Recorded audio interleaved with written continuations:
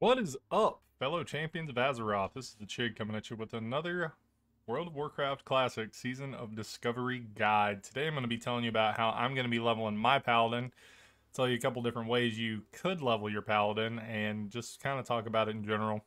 Before we get started, go and hit that like button, hit that subscribe button. Don't forget to hit that bell notification icon so you get notified every time I come out with a new video. Don't forget, a couple people asked me to make a Patreon, so I'll have a link to that in the description. I don't know why I couldn't think of that word. Anyway, let's hop right into it. So, the TLDR on the gear as you are leveling. Fast one-hander. This is a slow one-hander because it's just for healing, but like as you are leveling, as you are doing DPS-y things, unless you are Ret, get a fast one-hander. If you are Ret, get a big old bonk stick. Alright. So let's hop right into it, and I'm going to tell you what I am going to be doing. First things first, I'm leveling as Holy. The reason I'm leveling as Holy is because I want to get Consecration as soon as humanly possible. So, first 5 points, Divine Intellect. Going to be stacking that mana pool. I want as much mana as we can possibly get. So, trying to get gear that's of the Eagle and of Intellect, if I can get it. I want to have as much mana as I possibly can. Then, here, if you're going to PvP and you're going to heal a lot, Spiritual Focus is great. Gives your Flashlight and Holy Light spells 14% chance not to lose casting time when you take damage. And in case you're wondering why we don't take Divine Strength, probably not going to have any gear with Strength on it, to be completely honest with you.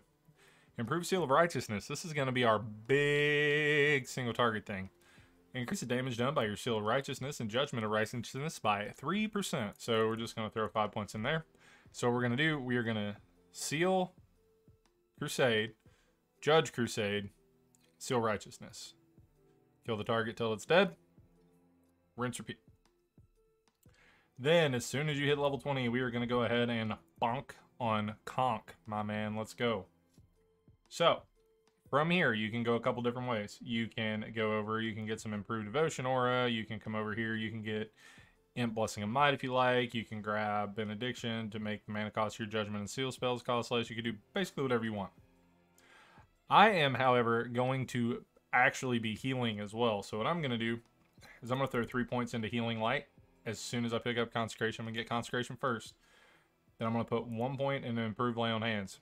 And then, depending on what the mana situation is like, I'm either going to go ahead and throw 1 point into Improved Blessing of Wisdom, or 1 point into Illumination. Illumination makes it where when you crit, you get back some of your mana. Improved Blessing of Wisdom just makes your Blessing of Wisdom better. Blessing of Wisdom gives you back mana per 5, right?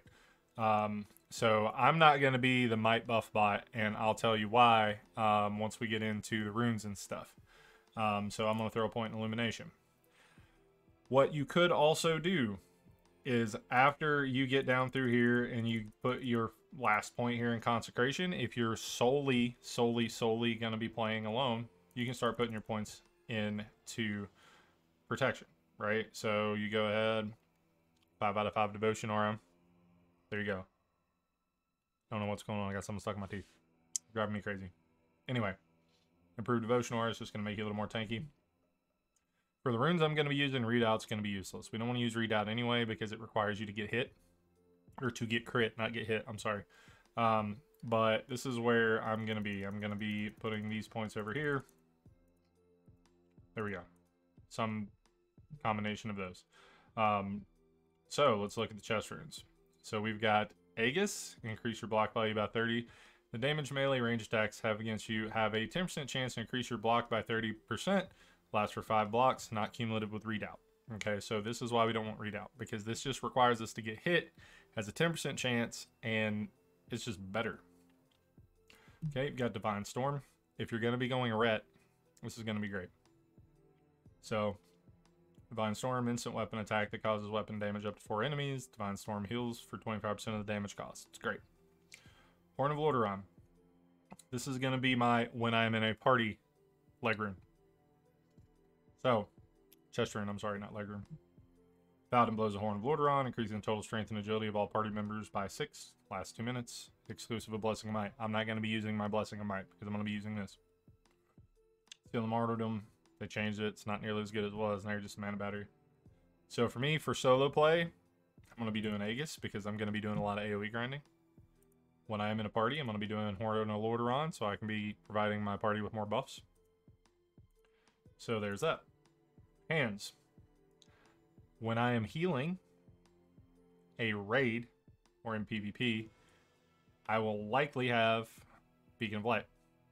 However, the majority of the time, almost always, even in most PvE situations, I'm going to be the battle healer role. I'm going to run in, I'm going to smack them, I'm going to use Crusader Strike to keep my mana up until I get enough crit for my illumination to keep me topped off. So that's what I'm going to be doing.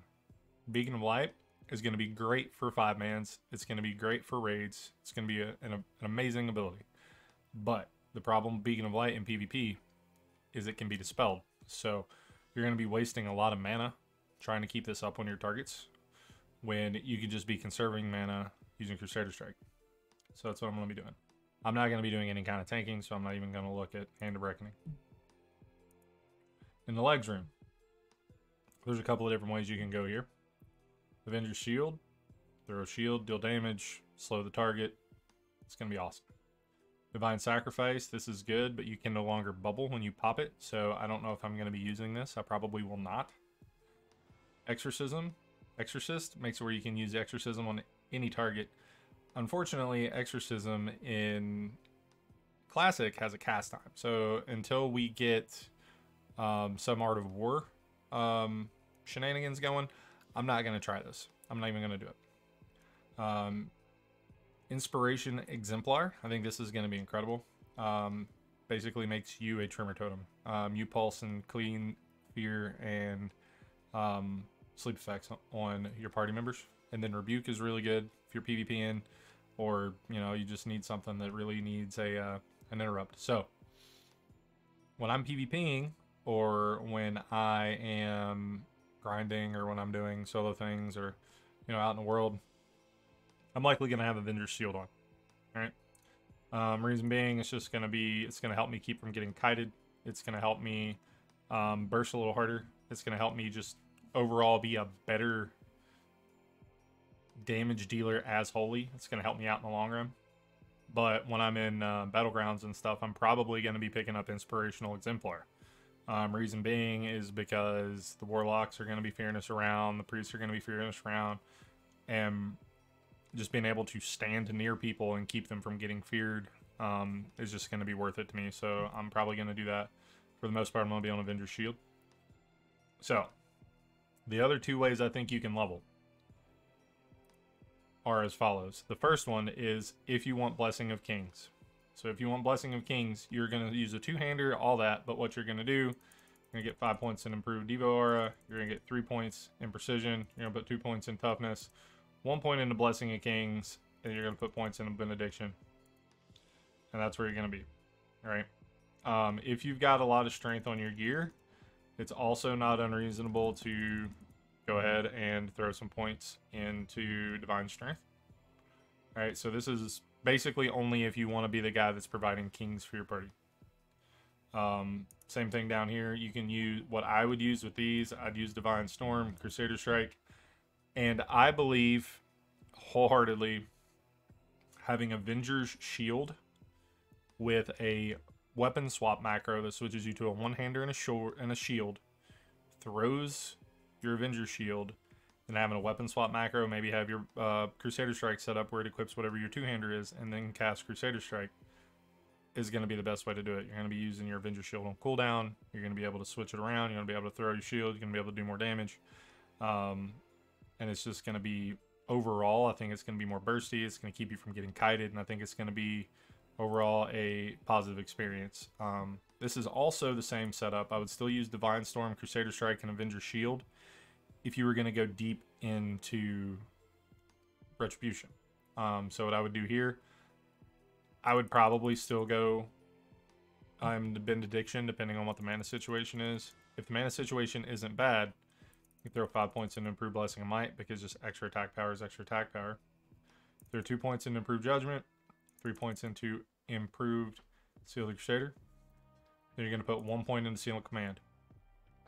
After you put your 1 point into Seal of Command, everything else is preference. I would personally put 2 points into Pursuit of Justice, hold on, I forgot to take the points out of Holy over here. I would personally put 2 points into Pursuit of Justice, and then 3 more points into Conviction. That's what I would do. The reason I would do that, just to get some more crit, you know, whatever you're doing. Obviously, there's different points, but the TLDR here is once you get these 11 points, your last 5 can go where you want them to go. I would probably throw them into Conviction, right?